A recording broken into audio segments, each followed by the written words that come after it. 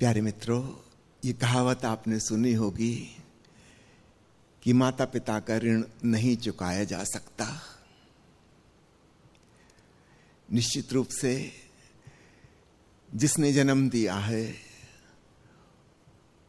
उसको जन्म तो नहीं दिया जा सकता, लेकिन ओशो ने वह चमत्कार भी कर दिखाया। अपने पेरेंट्स को द्विज के रूप में एक नया जन्म दे सके। यह विचित्र घटना ऐसा शायद पहले कभी नहीं हुआ और शायद बाद में भी कभी ना हो। मैं ओशो के कुछ प्रवचनों में उन्होंने जो बातें बताई हैं आपसे शेयर करना चाहूँगा। एक बार उन्होंने कहा कि मेरे माता पिता जहाँ रहते हैं फ्रांसिस हाउस, श्री रजनीश आश्रम पूना में, उस स्थान का नाम फ्रांसिस हाउस था जहाँ परिवार के लोग रहते थे। वहीं पर स्वामी विमल कीर्ति रहा करते थे। तो उन्होंने कहा फ्रांसिस हाउस कुछ विशेष है, याद रखना। वहां से 3 लोग परम ज्ञान को उपलब्ध हो चुके हैं और स्वामी विनोद भारती भी वहीं रहते हैं। इशारा किया था, संकेत किया उन्होंने। समझने वाले बात को समझ गए होंगे, नहीं समझने वाले नहीं समझे होंगे। यही फर्क होता है साफ साफ स्पष्ट कहने में और इशारा प्रतीक रूप में कहने में।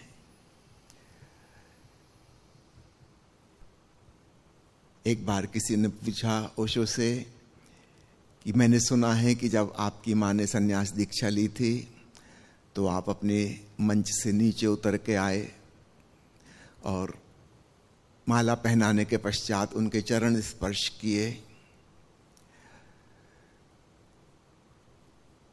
कौन महान होता है, गुरु या मां?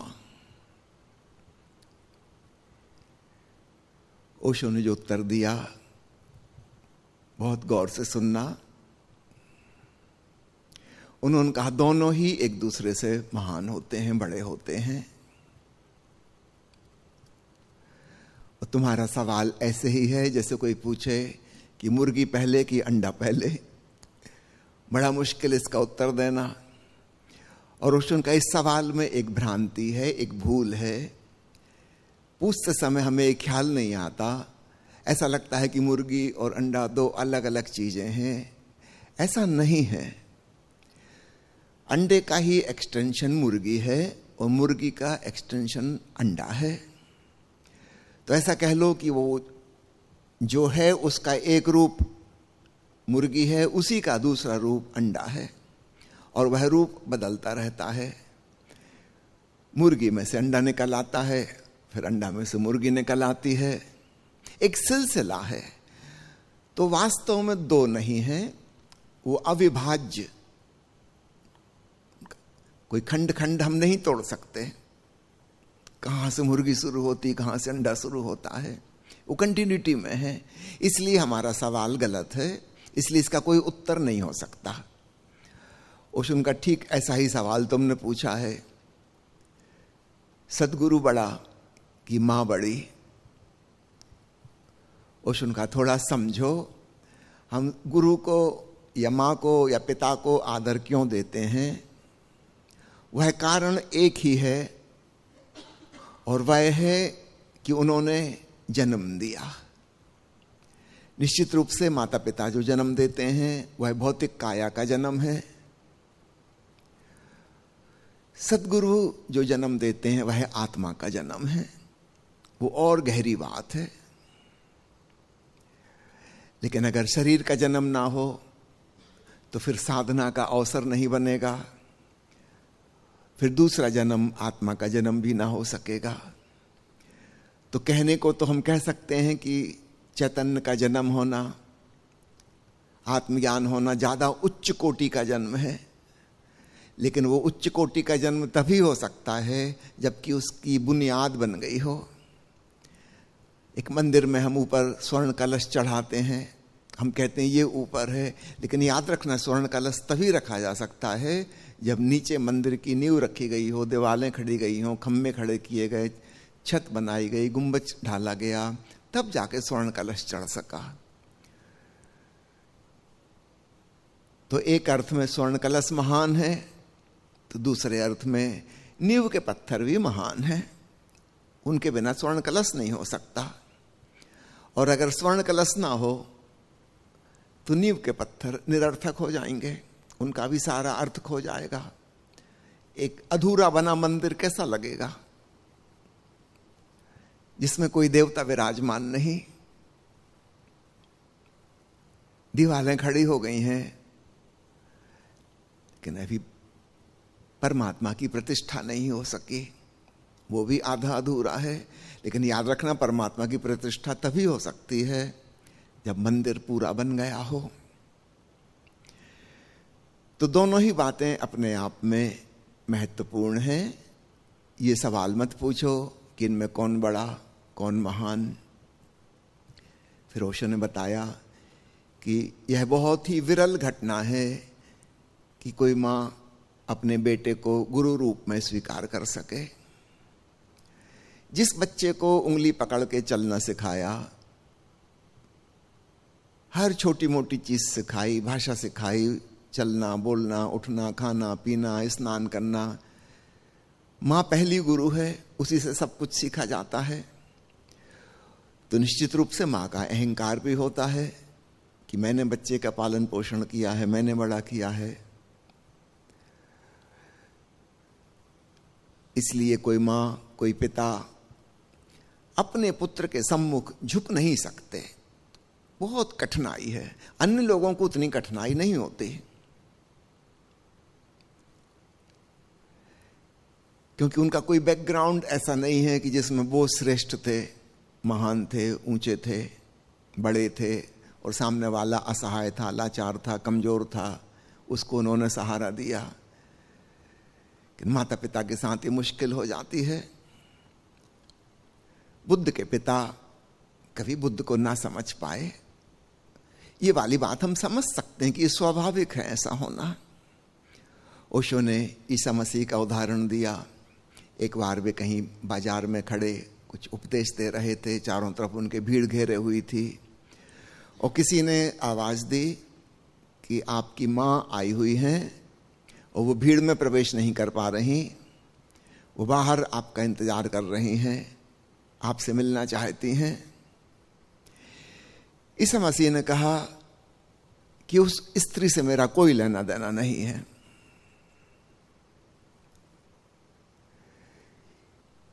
ईसा मसीह को हम प्रेम का मसीहा कहते हैं, महाकरुणावान व्यक्ति। उनसे ऐसी उम्मीद नहीं की जा सकती कि अपनी मां के लिए इतना कठोर शब्द का इस्तेमाल करें कि उस महिला से मेरा कोई लेना देना नहीं।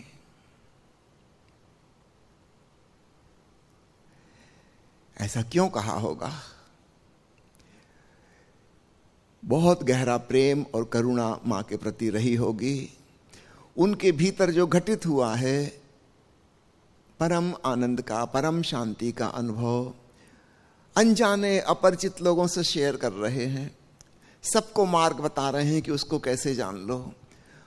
मुश्किल ये है कि उनकी खुद की मां, उनके खुद के पिता वो चूक रहे हैं। तो भीतर एक गहरी आकांक्षा रही होगी कि काश मेरे पेरेंट्स भी अध्यात्म के इस राज को समझ सकें, इस राह पर चल सकें। शायद उसी वजह से उन्हें गुस्सा आया और ये कठोर शब्द कहे। ओशो ने कहा, तुमने मुझसे पूछा है कि मैंने अपनी मां के चरण स्पर्श क्यों किए? कारण वही है जिस कारण से ईसा मसीह को गुस्सा आया था। वो कारण वही है, वो अपनी मां की मदद करना चाहते थे। मां ने जन्म देके बहुत बड़ा उपकार किया है। वो माँ को अध्यात्म का रास्ता दिखाकर, ध्यान का मार्ग बताकर, भक्ति का मार्ग बताकर एक दूसरे ही लोक में ले जाना चाह रहे थे। माँ इस लोक में लाई थी, वो प्रभु के राज्य में ले जाना चाह रहे थे, लेकिन मुश्किल है, माँ तक बात नहीं पहुंच पा रही। माँ समझने को तैयार नहीं, झुकने को तैयार नहीं, सीखने को तैयार नहीं। तो उन्होंने कहा, जिस कारण से ईसा मसीह को क्रोध आया था, उसी कारण से मैं बहुत प्रसन्न हुआ जब मेरी माँ तैयार हो गई शिष्या बनने के लिए। तो वो चरण स्पर्श के योग्य ही, आज तक पृथ्वी पर ऐसा कभी हुआ नहीं, और कम संभावना है कि शायद भविष्य में भी कभी ना हो। तो उन्होंने कहा कि मेरी माँ निश्चित रूप से अनूठी है। चरण स्पर्श किए इसलिए नहीं कि मेरी माँ है, बल्कि वो अद्वितीय हैं, बेजोड़, असाधारण। बहुत हिम्मत का काम किया है। अपने पुत्र के आगे समर्पित होना, झुकना, शिष्यत्व ग्रहण करना अहंकार के लिए बड़े से बड़ा चैलेंज है, चुनौती है। जिसको हमने सब कुछ सिखाया, अब वो हमको सिखाएगा। हमारा मन मानने को तैयार नहीं होता।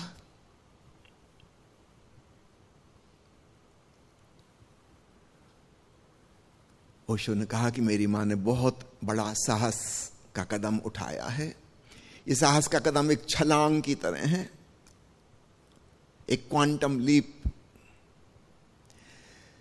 आज तक वो मुझे सलाह देती रही हैं, निर्देश देती रही हैं कि बेटा ऐसा करो, बेटा ऐसा नहीं करो। अब आज के बाद माँ पुत्र का संबंध समाप्त हो गया, एक नया रिश्ता शुरू हुआ है गुरु शिष्या का। अब मैं उनको निर्देश दूंगा क्या करना है, क्या नहीं करना है।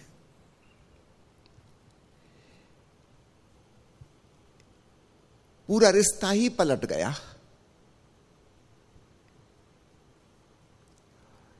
ये बहुत बड़ा साहस का कदम है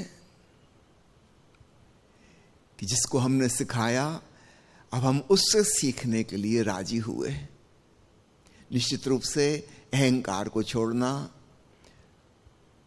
बड़े से बड़ा साहस का कदम है। लोग अन्य चीजों का त्याग करते हैं। कोई कहता है हमने धन का त्याग कर दिया, कोई कहता है मकान का, खेत खलिहान का त्याग कर दिया, कोई कहता है दुकान छोड़ दी, आजीविका उपार्जन छोड़ दिया, कोई कहता है पत्नी बच्चों का त्याग कर दिया, कोई कहता है हमने शहर छोड़ दिया, समाज छोड़ दिया, जंगल में जाकर रहने लगे। कोई कहता है वस्त्र तक छोड़ दिए, दिगंबर मुनि हो गए। असली त्याग ये नहीं है, क्योंकि ये वस्तुएं वास्तव में तुम्हारी थी ही नहीं। ये तो सब इस संसार की हैं। तुम उपयोग कर रहे थे, ये एक अलग बात है। तुम नहीं थे दुनिया में, तब भी जमीन थी। तुम्हारी जमीन नहीं हो गई, तुम चले जाओगे तब भी जमीन रहेगी। तुम कह रहे हो मेरा खेत खलिहान, तुम्हारे आने से 4 अरब साल पहले से था, और तुम्हारे जाने के बाद 5 अरब साल तक और रहेगा। इस बीच में 40, 50, 60 साल तुम अपना कहते रहे। उसी मट्टी से जन्मे, उसी मट्टी में मिल जाओगे। जमीन कहे कि मेरा आदमी है तब तो ठीक है, ये माटी का पुतला मेरा है। माटी का पुतला कहता है कि ये जमीन मेरी है, कभी हो नहीं सकती, कभी थी नहीं। तो तुम त्याग करोगे कैसे जो तुम्हारा है ही नहीं। यहां तक कि शरीर भी तुम्हारा नहीं है, वो भी पंचभूतों से बना है, तुम्हारा कहां से हो गया।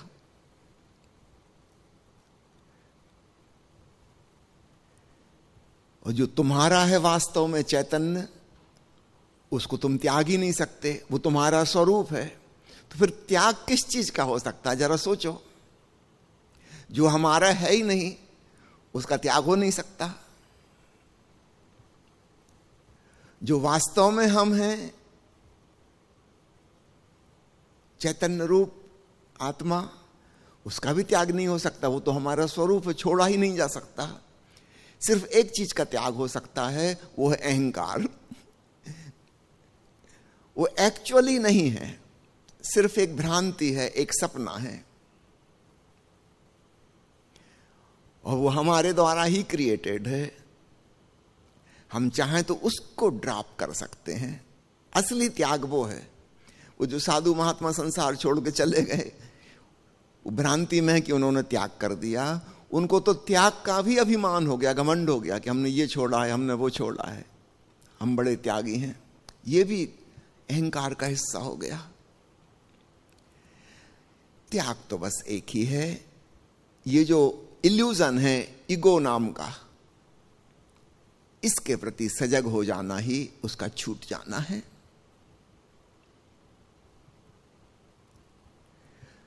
ओशो ने कहा, मेरी मां ने वह अद्भुत कार्य किया है, इसलिए उनके चरण स्पर्श किए।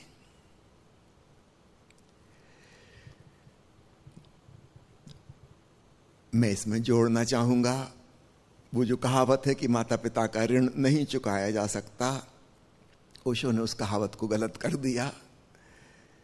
माता पिता ने शरीर को जन्म दिया था, उन्होंने उनके भीतर चैतन्य का जन्म कहो, आत्मा का जन्म कहो, द्विज होना कहो, ट्वाइस बॉर्न। ईसा मसीह भी अपने वचनों में कहते हैं कि जब तक तुम दोबारा ना जन्मो। इसका क्या तात्पर्य है? इसका तात्पर्य साधारण मृत्यु और साधारण जन्म से नहीं है। वो तो सभी को अपने आप ही होता है, उसमें कोई खासियत नहीं। जब ईसा मसीह कहते हैं जब तक तुम दोबारा ना जन्मो, उनका अर्थ ये द्विज होने से है। अभी हम केवल भौतिक काया या ज्यादा से ज्यादा मन है, बस, इससे ज्यादा नहीं। अंग्रेजी का शब्द मैन ह्यूमन से आया है, ह्यूमन ह्यूमस से आया है। ह्यूमस यानी कीचड़, मिट्टी। अदम का भी वही अर्थ है, माटी। पहले आदमी को अदम कहते ना, माटी से बनाया गया, माटी का पुतला।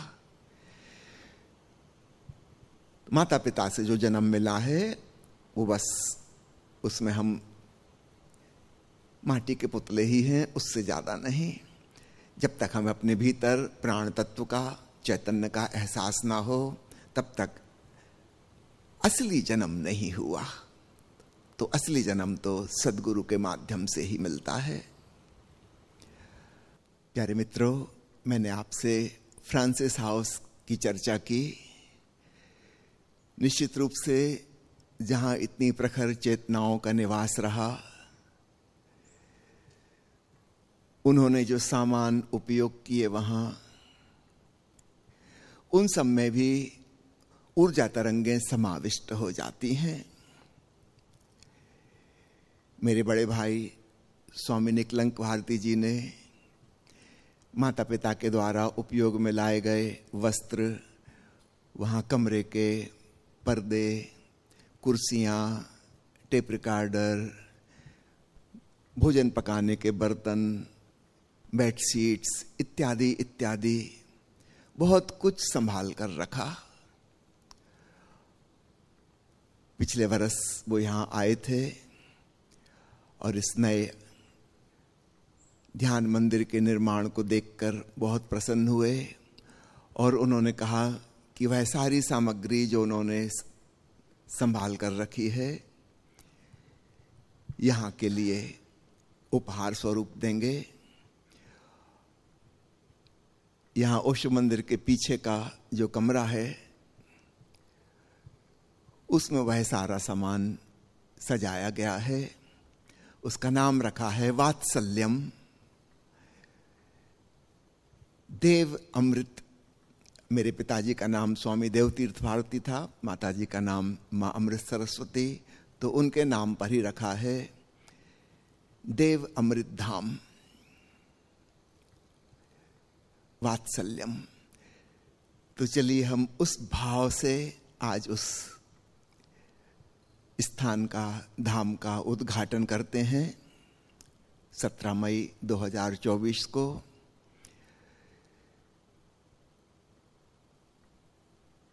वात्सल्यम में प्रवेश करते हुए बस यही ख्याल रखना कि माता पिता के ऊर्जा क्षेत्र में प्रवेश कर रहे हैं। तो सभी मित्र धीरे धीरे चलेंगे।